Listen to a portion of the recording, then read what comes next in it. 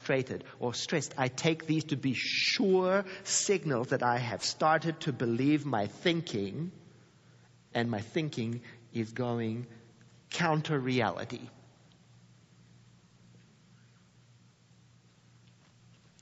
So sometimes I just simply say to myself the words, there is another way, and I notice it has a beautiful power to lift me up into possibilities. So I'm open. And this is not wishful thinking. This is not a hope. This is just the way of things. There is another way. All the time. A corporate trainer who puts on a series of creative thinking workshops for big corporations was having a conversation with the president of one such corporation who was concerned about the thinking among his staff. It had become stagnant. You see, the staff were trained to get right answers, and they were good at that. But the problem was that they tended not to go beyond the right answer, the first one that they came up with, and the result was they were operating well, but there was a certain kind of conservative one idea thinking prevailing in the corporation. Well, the trainer's suggestion for the staff is as good for us, and it says this: look for the second right answer.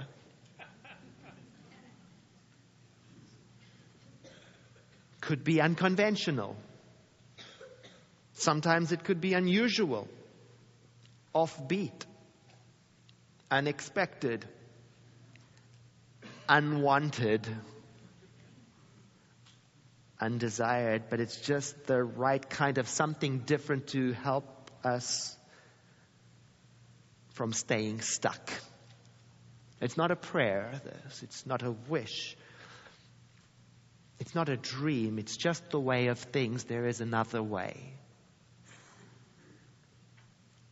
I mean, I can find the place where we are just like those employees in that corporation. I mean, certainly for me, I can see how I get into that energy of, I've got to find the right answer. I've got to know what this means. What's the thing to do? Give me definition. Give me certainty. Give me clear lines and tell me what are the right colors to color with.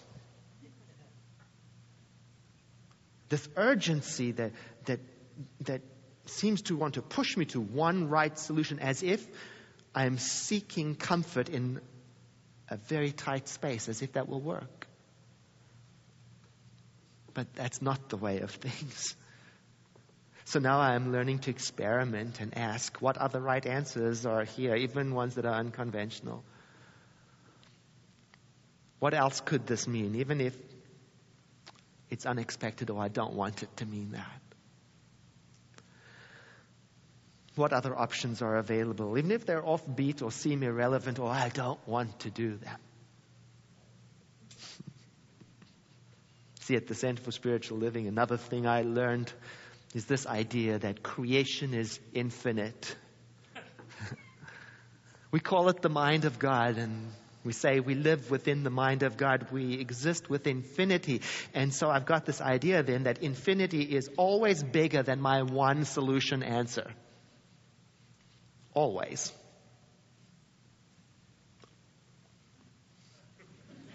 Always. I was thinking about the beautiful calendar. Pick them up. Was they ready for you if you pledged last week? They're right outside there. I was thinking about this beautiful calendar, and I was looking at these photographs, the landscapes and the portraits, and it occurred to me, that professional photographers, they don't only take one photograph typically. For every photograph that ends up in a book somewhere or in an album or in a calendar, they have taken a host of photographs, probably dozens of other perfect pictures that could have been used.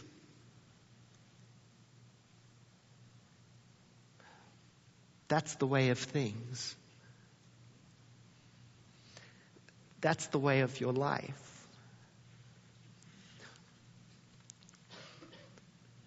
The inventor Ray Dolby said that when inventing things, we would do well to not jump to the first solution because the really elegant one is probably the next one, just round the corner. He said an inventor is somebody who says, yes, that's one way to do it, and then keeps on thinking.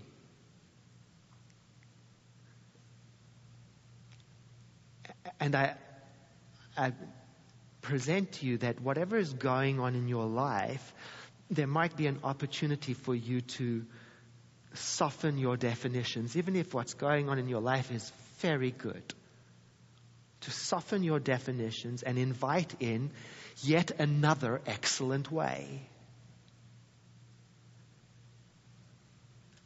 And to keep in mind that you don't have to do anything to generate the answer or to generate creativity or to make wisdom or to create love. It's all just there. It's already in there.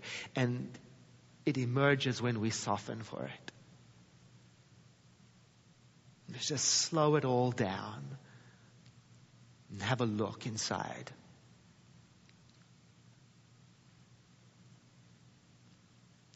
For our prayer, I want to read to you from our textbook.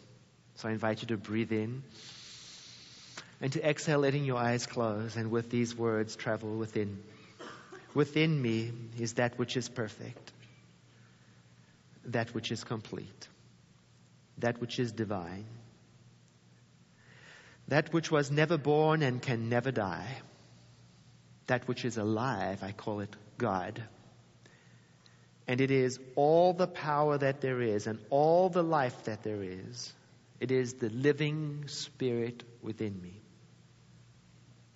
It is wholeness. And within me it is never weary, never tired, never confused, never afraid. It is in a state of perfect equilibrium. So I say within me is peace, within me is power, within me is creativity, within me is wholeness, within me is happiness.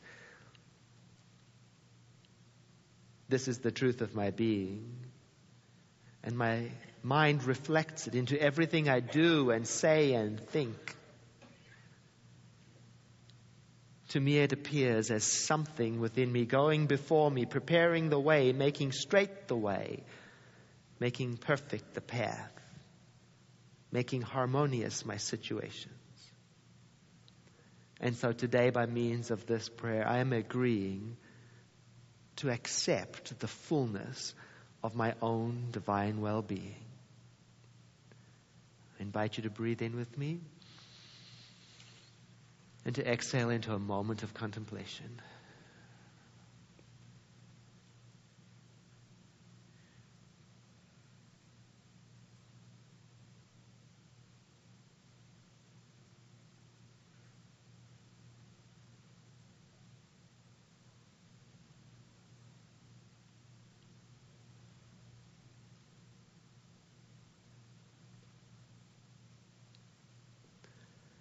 Once again, a breath in.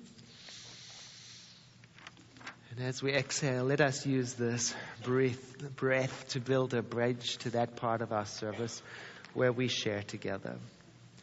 I invite you to say these words after me. Ushers, please stand. Appreciation flows through me. I express it easily and effortlessly. It multiplies around me. And I grow in my awareness of how blessed life is.